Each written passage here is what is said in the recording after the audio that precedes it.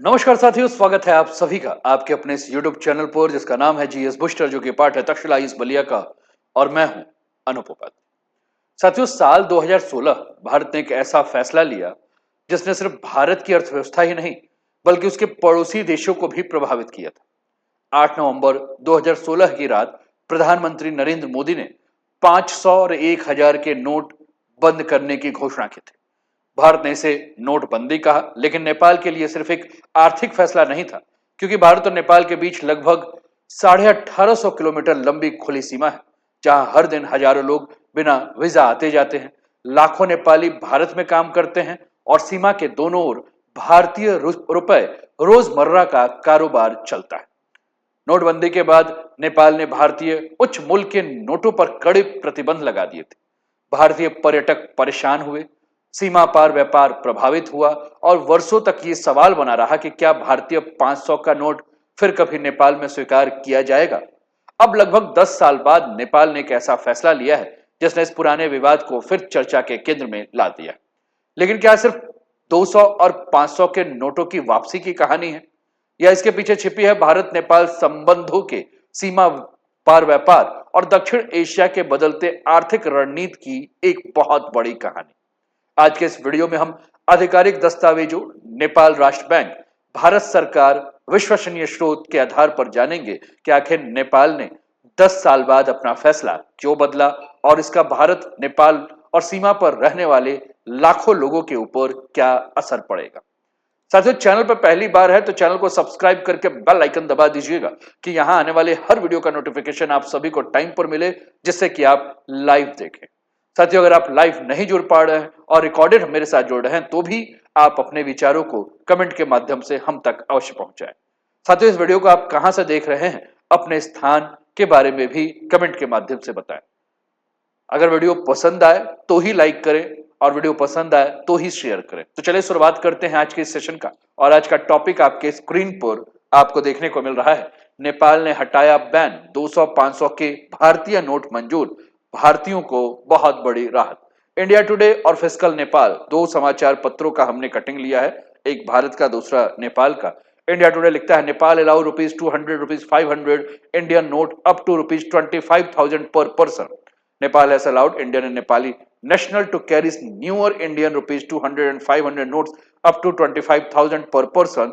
The clarification should ease travels and trade with India while keeping the ban on old notes intact. Physical Nepal लिखता है नेपाल राष्ट्र bank री issue notice on bringing foreign currency and Indian rupees into Nepal. तो चलिए यहीं से शुरुआत करते हैं। नेपाल ने हटाई रोक, 500 के नोट को मंजूरी, 10 साल बाद ये फैसला आया। साथियों, जैसा कि जब मैं इस वीडियो की शुरुआत कर रहा था तो मैंने आपके साथ चर्चा किया कि 8 नवंबर 2016 रात ठीक 8 बजे भारत के करोड़ों लोग टेलीविजन के स्क्रीन के सामने बैठे हुए थे और कुछ ही क्षणों में देश की मुद्रा की व्यवस्था जो है वो बदलने वाली थी। भारत के प्रधानमंत्री नरेंद्र मोदी ने जब मित्रों कहा तो कहीं ना कहीं लोगों के देश दिल की धड़कन जो है वो बढ़ गई। प्रधानमंत्री नरेंद्र मोदी ने घोषणा की कि 8 तारीख रात 12 बजे से 500 और 1000 के पुराने नोट कानूनी मुद्रा नहीं रहेंगे। सरकार ने इस फैसले के पीछे कई उद्देश्य बताए, जिसमें काले धन पर रोक, जाली नोटों के नेटवर्क को तोड़ना और नगद आधारित समानांतर अर्थव्यवस्था को औपचारिक वित्तीय व्यवस्था में लाना। इसके बाद भारत सरकार और भारतीय रिजर्व बैंक ने 500 और 1000 के नोटों का वैध प्रचलन समाप्त कर दिया था। भारत के भीतर बैंकों के बाहर लंबी कतारें लग गई थी। एटीएम के सामने रात भर लोग खड़े रहे। हर घर में एक ही चर्चा थी कि अब पुराने नोटों का क्या होगा। लेकिन इस फैसले का असर केवल भारत तक सीमित नहीं था, इसकी गूंज सीधे नेपाल तक पहुंची थी, क्योंकि भारत और नेपाल का रिश्ता दुनिया के अधिकांश पड़ोसी देशों से बिल्कुल अलग है। दोनों देशों के बीच में 1850 किलोमीटर की लंबी खुली सीमा और एक ऐसी सीमा जहां लाखों लोग बिना वीजा और पासपोर्ट के दोनों देशों के बीच आते जाते रहते। रोजगार, व्यापार, पर्यटन, धार्मिक यात्रा और पारिवारिक रिश्ते, इन सब ने भारत और नेपाल की अर्थव्यवस्था को वर्षों से एक दूसरे से जोड़े रखा। नेपाल के तराई के क्षेत्र के अनेक बाजारों में भारतीय रुपयों का उपयोग लंबे समय से सामान्य बात थी। भारत में काम करने वाले लाखों नेपाली नागरिक अपनी मेहनत की कमाई भारतीय रुपए में लेकर घर लौटते थे। सीमा के दोनों ओर छोटे व्यापारी दैनिक लेन देन में भारतीय मुद्रा स्वीकार करते थे। यानी भारत की मुद्रा सिर्फ भारत की मुद्रा नहीं थी, वह नेपाल की सीमावर्ती आर्थिक जीवन का भी एक महत्वपूर्ण हिस्सा बन चुकी थी। और यही कारण था कि जब भारत में एक रात के भीतर 500 और हजारों के पुराने नोट अमान्य घोषित कर दिए गए, तो नेपाल में भी एक बड़ा सवाल खड़ा हो गया, नेपाल के बैंकों में रखे भारतीय नोटों का क्या होगा। उम्मीद कर रहा हूं कि आप मेरी सारी बातें समझ रहे हैं। नेपाल के पास फंस गए भारतीय नोट और सीमा पर जो है वो संकट भी बढ़ गया। साथियों, हमने कहा कि प्रश्न तो यही हुआ कि नेपाल के पास जो पैसे हैं वो क्या होगा, नेपाल के व्यापारियों के पास मौजूद जो नकदी है उसका क्या होगा, और उन लाखों नेपाली नागरिकों का क्या होगा जिनकी बचत भारतीय मुद्रा में थे।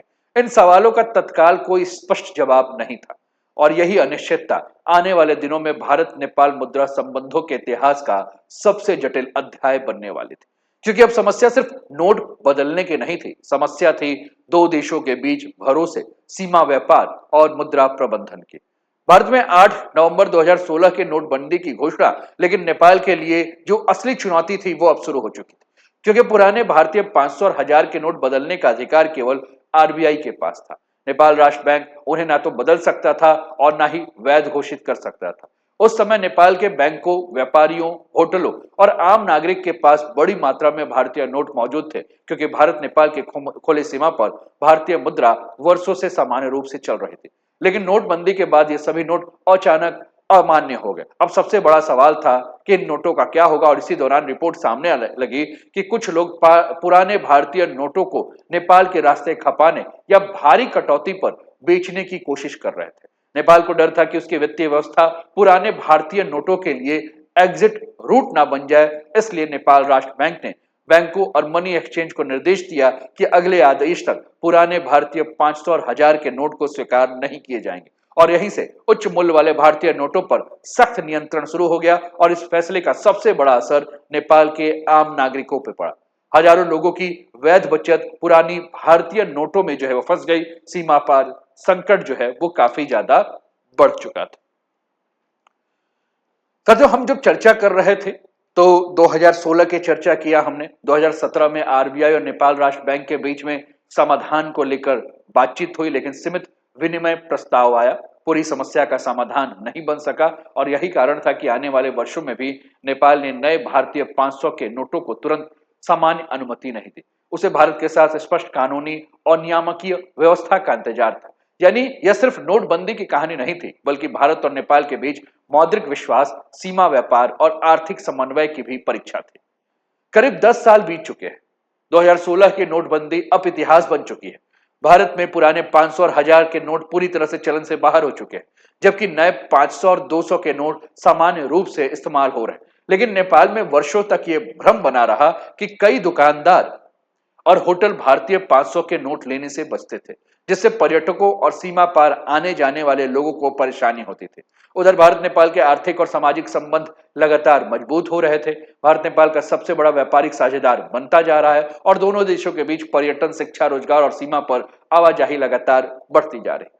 पिछले मई जून के अगर आप पर्यटन के आंकड़े को देखेंगे तो सबसे ज्यादा भारतीय पर्यटक जो है वह नेपाल टूरिस्ट में गए हुए हैं। पुराने मुद्रा विनिमय व्यवहारिक जरूरतों के अनुरूप रहे, और स्थिति की समीक्षा के बाद 11 फरवरी 2026 को नेपाल सरकार ने राजपत्र अधिसूचना जारी किया, और उसके बाद 9 नवंबर 2016 के बाद जारी भारतीय 200 और 500 के नोट को नेपाल लाने और ले जाने की अनुमति दी। और प्रति व्यक्ति अगर हम बात करें तो अधिकतम 25,000 रुपए तक की जो है वह अनुमति मिली, लेकिन नियंत्रित सीमा के साथ। बाद में नेपाल राष्ट्र बैंक ने सार्वजनिक सूचना जारी कर स्पष्ट किया कि यह कोई नया नियम नहीं, बल्कि पहले से लागू व्यवस्था का आधिकारिक व्याख्या है। साथ ही 2016 से पहले के पुराने भारतीय 500 और 1000 के नोट आज भी नेपाल में प्रतिबंधित रहेंगे, और एक अहम शर्त जोड़ दी गई कि भारतीय मुद्रा केवल भारत से ही नेपाल लाई जा सकती है।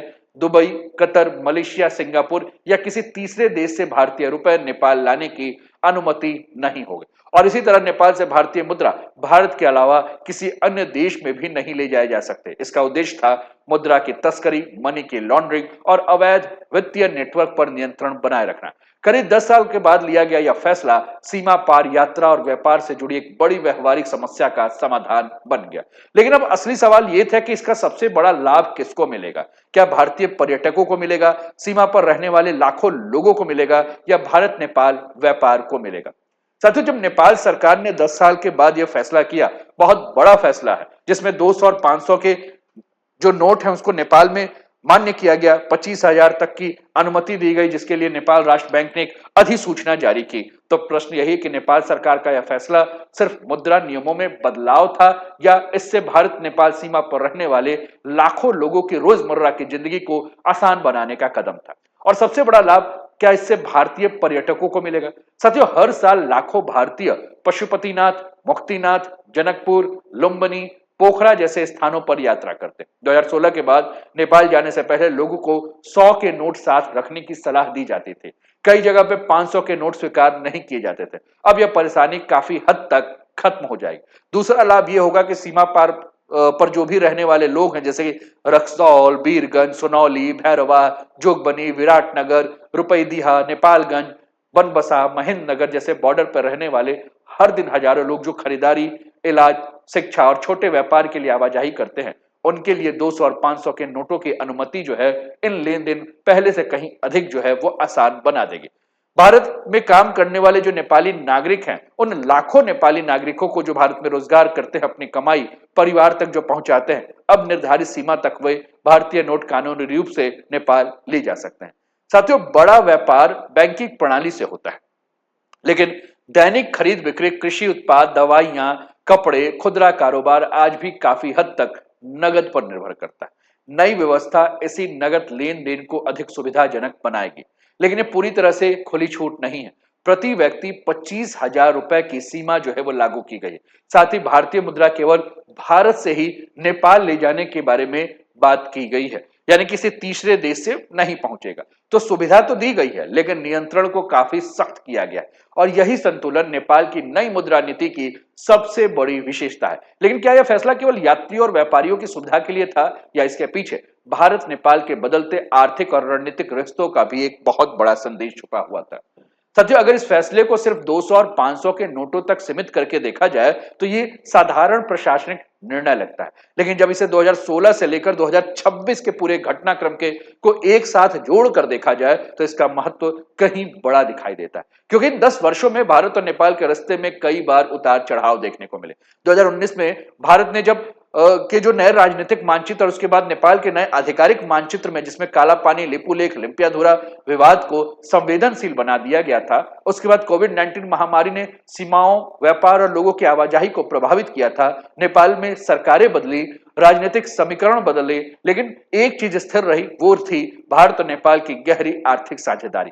आज भी भारत नेपाल का सबसे बड़ा व्यापारिक साझेदार है। बात ईंधन की हो, दवाइयों की हो, खाद्यान्न की हो, या अनेक आवश्यक वस्तुओं की आपूर्ति की, भारत से ही जुड़ी हुई है। और वही भारत के लिए नेपाल सिर्फ पड़ोसी नहीं, बल्कि हिमालय क्षेत्र का एक महत्वपूर्ण रणनीतिक साझेदार है। और इसी दौरान दोनों देशों ने बिजली व्यापार, एकीकृत check post, railway, petroleum pipeline, ऊर्जा और डिजिटल सहयोग जैसे कई परियोजनाओं में भी मिलकर काम आगे बढ़ाया है। राजनीतिक मतभेद एक जगह है, लेकिन इसके बावजूद भी आर्थिक सहयोग लगातार मजबूत हो रहा है। और ऐसे माहौल में नेपाल द्वारा नए भारतीय 200 और 500 के नोटों को स्वमित अनुमति देना एक सकारात्मक संकेत माना जा सकता है। हालांकि नेपाल ने सुरक्षा उपायों में कोई ढील नहीं दी है। पुराने 500 और 1000 के नोट आज भी प्रतिबंधित है। प्रति व्यक्ति 2500 की सीमा लागू है। भारतीय मुद्रा केवल भारत से ही नेपाल ले जाई जाएगी। तो ऐसे कई सारे बातें जो है वो हुई। लेकिन भविष्य का सवाल इससे भी बड़ा है। क्या आने वाले वर्षों में सीमा पार लेन देन के लिए नकदी की जरूरतें पहले जैसे ही जारी रहेंगी, या यूपीआई, डिजिटल भुगतान और भारत नेपाल फिनटेक सहयोग इस पूरे व्यवस्था को बदलने का काम करेगा? साथियों, अगर आपको लगता है कि 200 और 500 के नोटों को अनुमति मिलने के बाद अब सब कुछ फिर से नगद में लौट जाएगा, तो शायद ऐसा नहीं होगा। क्योंकि इसी दौर में भारत और नेपाल के बीच में एक दूसरी आर्थिक क्रांति बहुत तेजी से आगे बढ़ रही है, और इस पूरी कहानी का आखिरी और सबसे व्यवहारिक भाग वही, और वो है डिजिटल पेमेंट, यानी कि यूपीआई की हम बात करें, ऑनलाइन पेमेंट की बात करें। साथियों, भारत यूपीआई दुनिया की सबसे सफल डिजिटल भुगतान प्रणालियों में शामिल हो चुका है। भारत में हर दिन करोड़ों डिजिटल लेन देन कुछ ही सेकंड में पूरे होते हैं और अब यह सुविधा सीमाओं के पार भी पहुंच रही। नेपाल उन शुरुआती देशों में है जहां भारतीय पर्यटक कई व्यापारिक प्रतिष्ठानों पर क्यूआर कोड स्कैन करके भुगतान कर सकते हैं। नेपाल के बैंक और पेमेंट सेवा प्रदाता भी भारतीय भुगतान नेटवर्क के साथ तकनीकी सहयोग बढ़ा रहे हैं। यानी दोनों देशों के बीच अब सिर्फ नकदी नहीं, डिजिटल कनेक्टिविटी भी तेजी से मजबूत हो रही है। लेकिन इसका मतलब ये नहीं कि नकद की जरूरत खत्म हो जाएगी। सीमा से जुड़े कस्बों, ग्रामीण बाजारों, छोटे व्यापारिक केंद्रों आज भी नगद लेन देन सबसे सामान्य माध्यम के रूप में यूज कर रहे हैं, प्रयोग कर रहे हैं। नेपाल ने डिजिटल भुगतान को बढ़ावा देने के साथ साथ जब कैश और डिजिटल दोनों को एक साथ चलाने की बात कही तो यही संतुलित नीति है जो कि पर्यटक, सीमा पार यात्रियों, छोटे व्यापारियों, स्थानीय नागरिकों सभी के लिए व्यवहारिक समाधान। साथ विशेषज्ञों का तो मानना यह भी है कि आने वाले वर्षों में सिर्फ सड़क, रेल, ऊर्जा परियोजना ही नहीं बल्कि डिजिटल भुगतान नेटवर्क भी भारत और नेपाल को पहले से अधिक जोड़ेंगे। लेकिन हर सुविधा के साथ कुछ नियम भी होते हैं। नेपाल के इस नई व्यवस्था में भी ऐसे महत्वपूर्ण शर्तें हैं जिन्हें हर भारतीय और नेपाली नागरिक को जानना होगा। अगर नियमों की जानकारी नहीं होगी तो सीमा पार करते समय परेशानी भी हो सकती है और यही इस पूरी कहानी का आखिरी और सबसे व्यवहारिक बात। तो नियमों के बारे में हमने जो बात कही, जो हम पूरे इस वीडियो में आपके साथ डिस्कस कर रहे हैं कि 200, 500 और 25,000 का एक मानक हमने आपके लिए रखा है। इसके अलावा हमने ये भी बात किया कि नोट बस भारत से नेपाल और नेपाल से भारत होंगे, किसी तीसरे देश के माध्यम से जो है वो नहीं।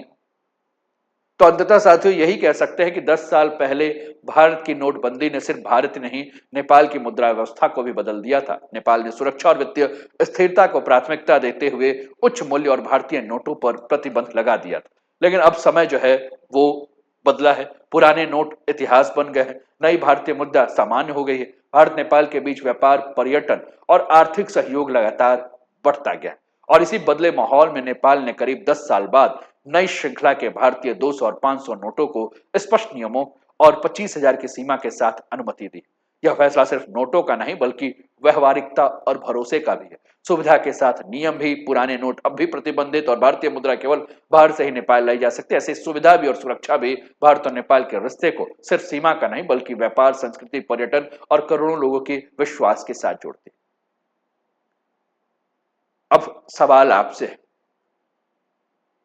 कि क्या ये जो नियम है इससे भारत और नेपाल के बीच जो रिश्ते हैं, मानव से मानव का, लोगों से लोगों का, पर्सन टू पर्सन, वो बढ़ेगा? क्या ये नोटों में जो छूट दी जा रही है इसके कारण आवागमन बढ़ेगा? क्या पर्यटन बढ़ेगा? क्या विश्वास बढ़ेगा? क्या साथ बढ़ेगा? कमेंट्स करके आप अपनी राय बताइए और कैसा लगा सेशन ये भी बताएं। तो कमेंट का तो आपका इंतजार है ही, लेकिन अगर पसंद आया हो और ऐसे ही जियोपॉलिटिकल एनालाइज को आप सुनना चाहते हैं सुबह 10 बजे, शाम 7:30 बजे और रात 9 बजे, तो चैनल को सब्सक्राइब कर लीजिए, वीडियो को लाइक कर दीजिए और शेयर कर दीजिए। अपना ध्यान रखिए, स्वस्थ रहिए, मस्त रहिए, तंदुरुस्त रहिए, हंसते खेलते मुस्कुराते हुए जीवन का आनंद लीजिए। जय हिंद, जय भारत।